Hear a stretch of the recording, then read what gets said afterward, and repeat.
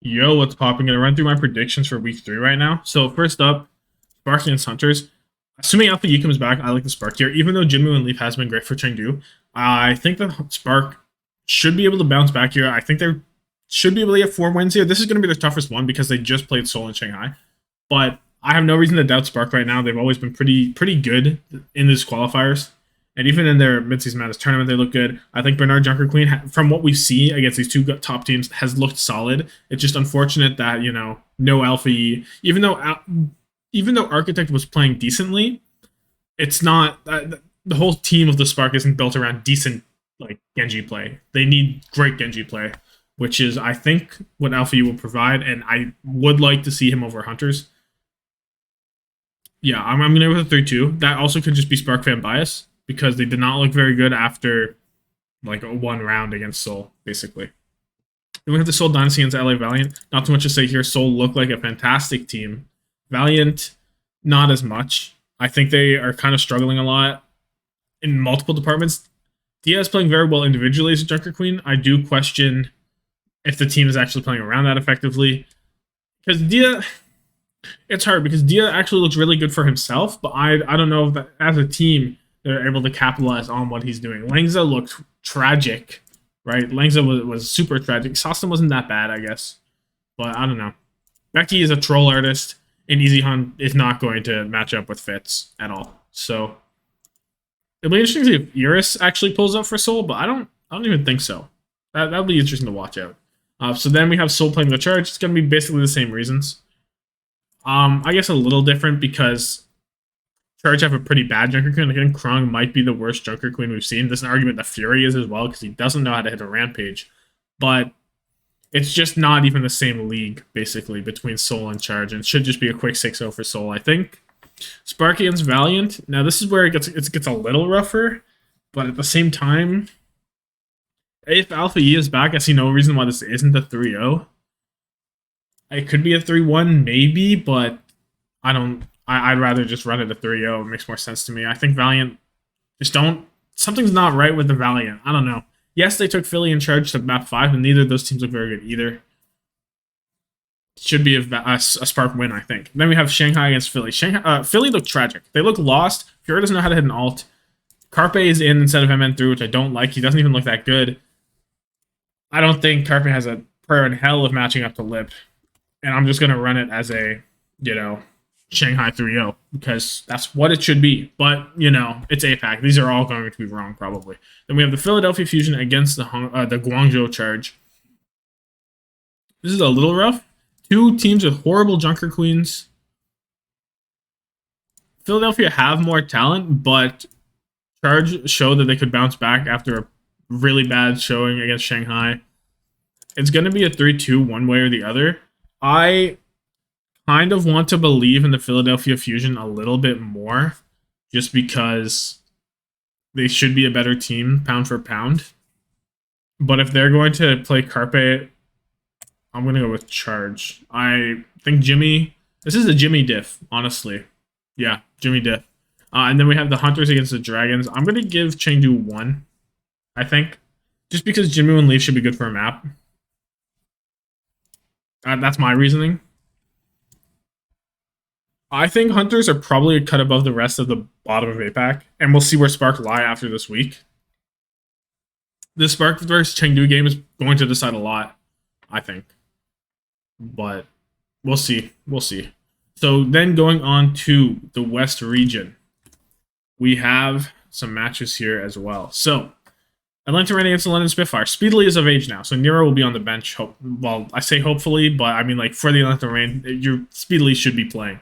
He is so good, and I'm so excited to watch this game. However, I'm going to pred the loss in his opening game. This is because London has given me no reason to pred against them right now. They've always beaten Atlanta. They look very good in this composition, in this meta, rather, as a team. They always know what they're doing. Atlanta struggled a lot. Then they play Paris. It's kind of a free win. Kai goes insane. I don't know if that's can be kept up here. I'm going to go with London. They look better, right? This will see how good Rain is. I can see Rain winning because speedily and because, as a team, they're not the same team they were 2 weeks ago. But right now, I think it has to be London for me. Next, we have shock against New York Excelsior. Should just be a shock win, right? Like, how do you rationalize NYXL right now? They look good in week one, then they look tragic against Vancouver. Shock have always been good. They still have Proper.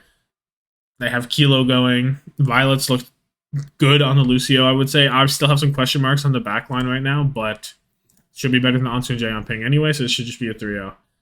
Washington Justice against the Vancouver Titans, probably a bit harder to rate. I'm going to go with Vancouver. But this could honestly go either way, because I like what the Justice have done. I actually like their roster more now, I think, after exploding. Because I think Assassin is actually really good. I think Decay on the Sojourn is nuts. I don't think they're...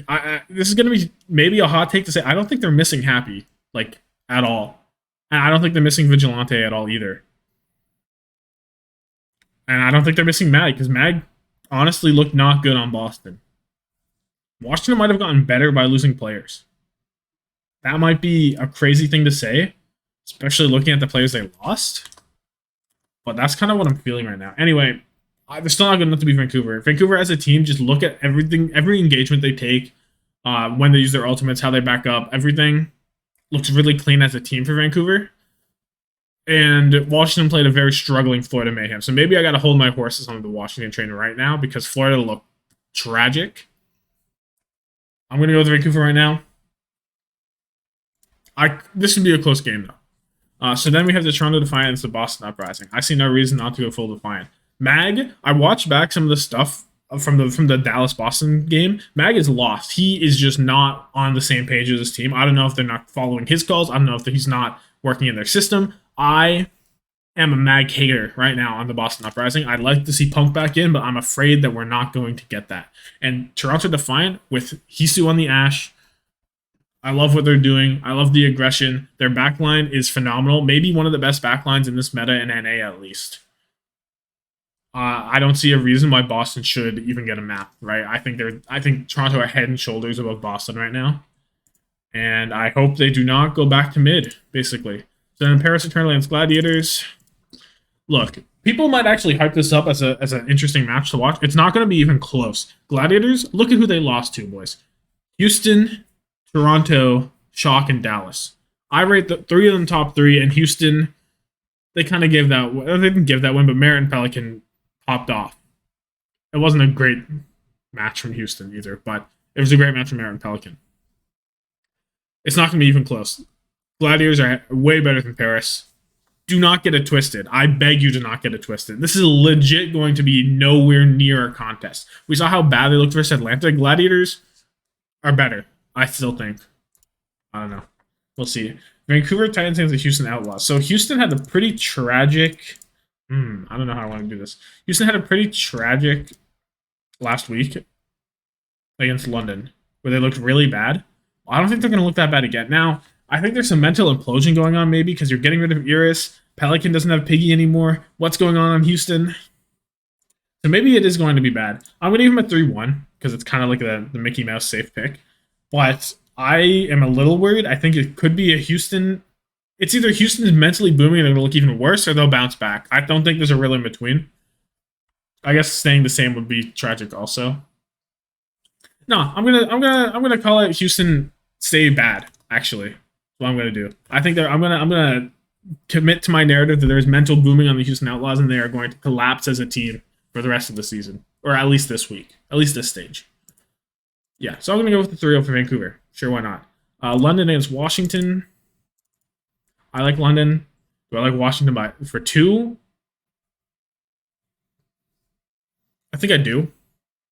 For the same reason I mentioned with Vancouver, London's kind of similar to Vancouver in this way. They both have a very good Sojourn. They both have very good team play. I would maybe... I consider them very even. I'm going to go with a 3-2. Maybe these are both 3-1s, actually. I'm going to give it a 3-2 against London, a 3-1 against Vancouver. You can sort that out if you want. My reasoning here is they're going to play Vancouver, they're going to go 3-1, they're going to get better, and they're going to play London, they're going to go 3-2. That's my only reasoning. That might be bad.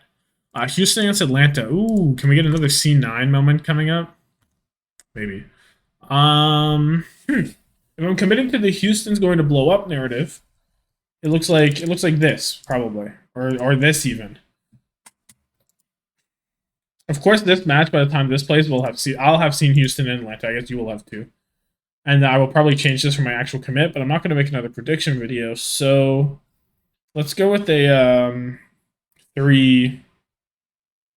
I like Atlanta getting better. I'm going to go with a 3-1 for Atlanta.